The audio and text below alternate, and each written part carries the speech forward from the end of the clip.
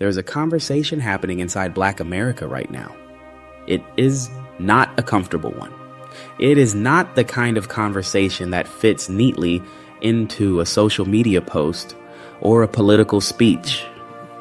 It is messy, emotional, and deeply important. And if you have ever wondered why some Black Americans are pushing back on being called African American, this video is for you. Before we go any further, let's be clear about something. This is not about Black people fighting each other. This is not about who is more Black, or who suffered more, or who deserves more respect. This conversation is about one specific thing: political identity, and whether the words we use to describe ourselves are actually serving us or quietly working against us. Let's start with the term most of us grew up with: African American. In 1988, Jesse Jackson stood in front of the press and made a case for this term. He said it connected Black Americans to their cultural heritage the same way Italian Americans or Irish Americans were connected to theirs. It made sense at the time. It felt dignified. It felt like reclaiming something. And for a while, most people accepted it without question. But here is where it gets complicated. The term African American does not define when your family arrived in America. It does not tell you whether your ancestors were brought here in chains or whether your parents immigrated from Nigeria in 1995, or whether your grandparents came from Jamaica in the 1970s. It puts all of those very different stories under one umbrella. And on the surface, that feels like unity. But look closer, and something starts to feel off. Because here is the truth. A man whose great-great-grandmother was enslaved on a plantation in Mississippi, and a woman whose father immigrated from Ghana last decade are not living the same inherited reality. Both are Black. Both may face racism, but the specific, documented, generational wound of American chattel slavery, that belongs to one group. And for a long time, American policy has been unable or unwilling to tell the difference. That is the world that gave birth to ADOS, American Descendants of Slavery. The term was pushed into public conversation around 2018, largely by two people, Yvette Carnell and Antonio Moore. Their argument was not that other Black people don't matter. Their argument was surgical and specific. If reparations are ever going to happen in this country, there needs to be a clearly defined group of people who are owed that debt. And that group is the descendants of enslaved Americans. Now, Yvette Carnell is not someone who speaks quietly. She is sharp, she is data-driven, and she is not interested in making you comfortable. Her position is that the civil rights struggle, affirmative action, and every race-based policy in America was built on the backs of a specific group, descendants of slaves, and that other Black immigrants have walked into benefits they did not bleed for. That is a hard thing to hear, but she says it anyway. And millions of people are listening. Then there is Tariq Nasheed. If ADOS is the policy argument, Tariq's FBA, Foundational Black Americans, is the cultural and civilizational argument. He frames it differently. He is not just talking about reparations. He is talking about who built this country, who picked the cotton, who built the railroads, who fought in wars without being treated as full citizens. The foundational Black American, in his framework, is the group whose labor and suffering are baked into the very foundation of American wealth and power. Now, here is something most people miss. FBA and ADOS are not the same movement. They came from the same frustration. They share a lot of the same ideas, but they are not unified. The personalities are different. The strategies are different. Tariq Nasheed and Yvette Carnell have publicly clashed. Their followers have clashed. And that internal division is one of the reasons the broader movement has not achieved the political traction it argues it deserves. The message is powerful. The unity is not there yet. Let's talk about affirmative action, because this is where the argument becomes impossible to ignore. Studies out of elite universities, including Harvard, have shown that a disproportionate number of black students admitted under affirmative action policies are first or second generation African or Caribbean immigrants, not descendants of American slavery. Now think about that. The policy was designed to address a specific American injustice, and the people it was designed for are being outcompeted within the very program meant to help them. That is not an accusation against those students. They worked hard. They earned their spots. But the question the ADOS and FBA movements are raising is a legitimate one. If a policy is created to repair a specific wound, and the people with that wound are not primarily benefiting from it, then something in the design is broken. You cannot fix a untargeted injustice with a broad, untargeted solution. That is not justice. That is just optics. And the reparations debate is the loudest version of this same argument. H.R. 40, the bill to study reparations, has been sitting in Congress in various forms since 1989. Nearly 40 years. The core debate has always been the same. Who qualifies? If reparations are paid out to anyone who identifies as Black or African American, then a Jamaican immigrant who arrived in 2005 could potentially benefit from a debt that America owes to the great-grandchildren of enslaved people. Is that right? That question does not have an easy answer, but it deserves a real one. Now let's hear the other side, because there is one and it matters. Pan-Africanists and many in the broader Black community argue that this kind of lineage gatekeeping is dangerous. They say that white supremacy does not ask for your family tree before it discriminates against you. A Black man born in Senegal and a Black man born in Alabama will be treated the same by a racist police officer. And if that is true, if anti-Blackness does not distinguish, then why should Black solidarity? That argument carries real weight. There is a long history of Black unity across national lines, from Marcus Garvey to the Pan-African movement to the solidarity between civil rights leaders and African independence movements. The idea that Black people globally share a common struggle is not fiction.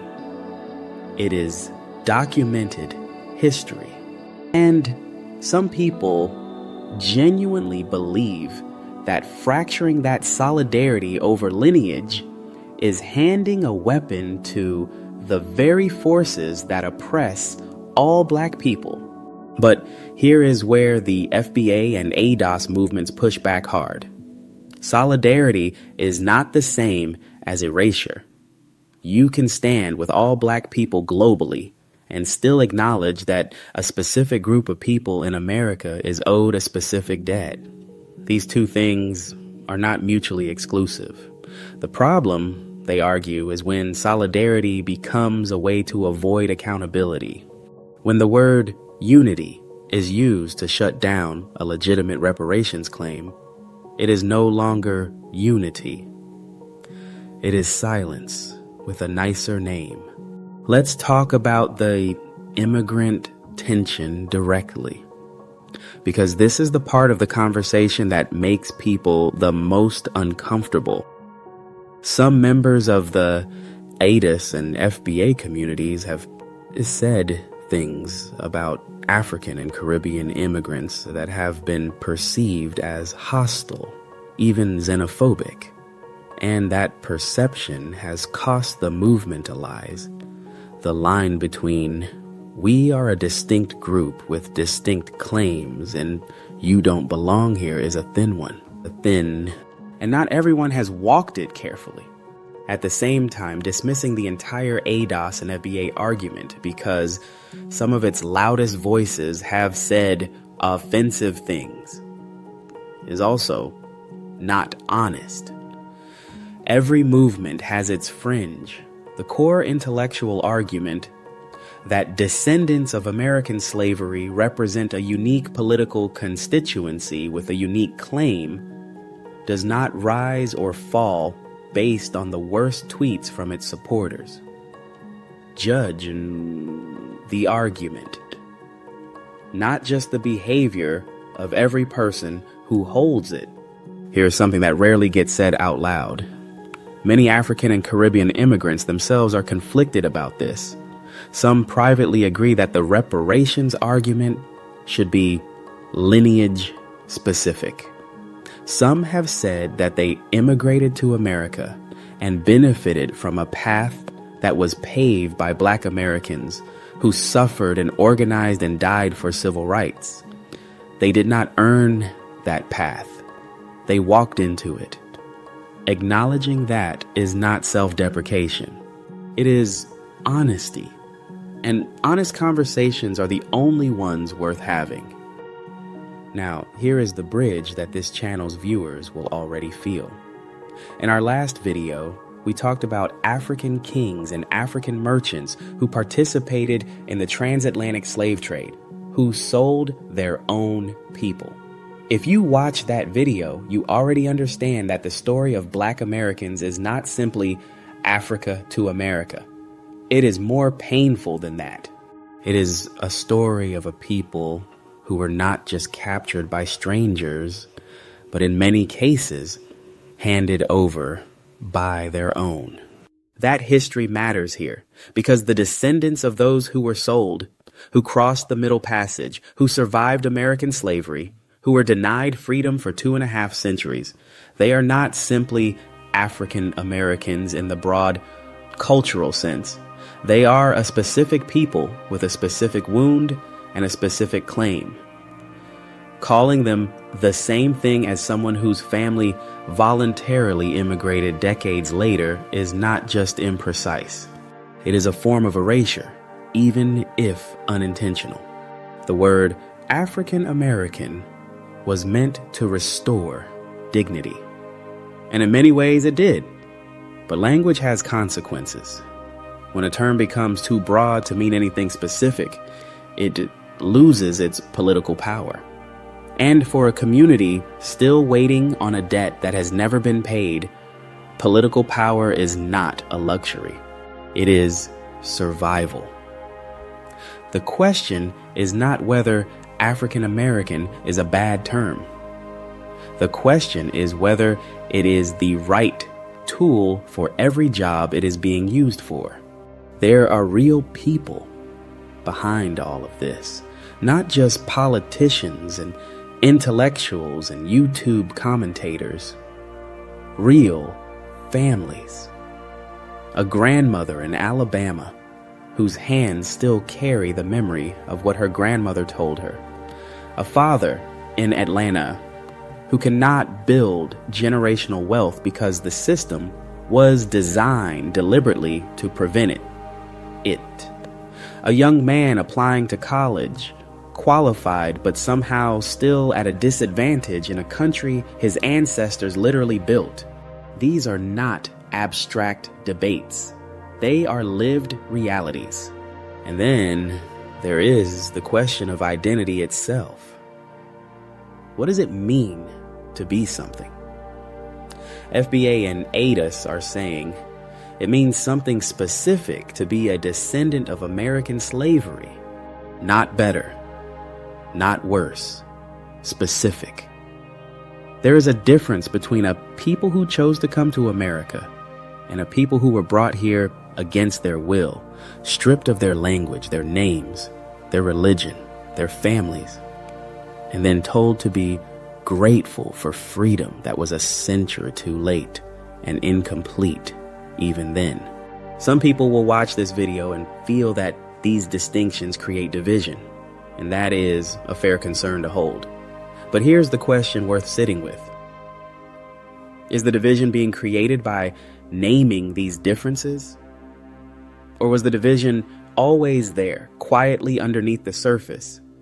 And these movements are simply refusing to pretend it doesn't exist. Because there is a difference between causing a wound and finally deciding to stop covering it up. What makes this conversation so electric right now is timing. America is at a political inflection point. Reparations are being discussed at the city level in places like Evanston, Illinois, and San Francisco.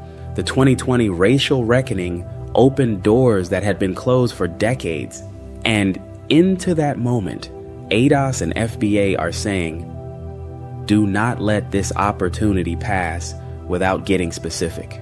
Do not let the momentum dissolve into symbolism. Name who is owed. Name what is owed, and then do it. Whether you agree with FBA, ADOS, or neither, one thing is difficult to argue with. The conversation they forced is a necessary one. America has never fully reckoned with slavery. Not truly. The 13th Amendment ended legal enslavement, but it did not repair the damage. Reconstruction was dismantled. Jim Crow replaced the plantation.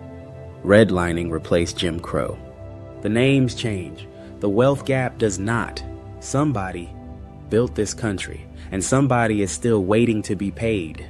So, where does this leave us? There is no clean resolution at the end of this video, because there is no clean resolution in real life. What there is a choice. You can continue using broad language that makes everyone feel included, but changes nothing. Or you can do the harder work of getting specific, sitting with discomfort and having the kind of honest conversations that actually move things forward. The first option is easier. The second one is the only one that matters. If you are a descendant of American slavery, this conversation is about your family, your inheritance, your claim. If you are an African or Caribbean immigrant, this conversation is asking you to be honest about the path you walked into and who cleared it.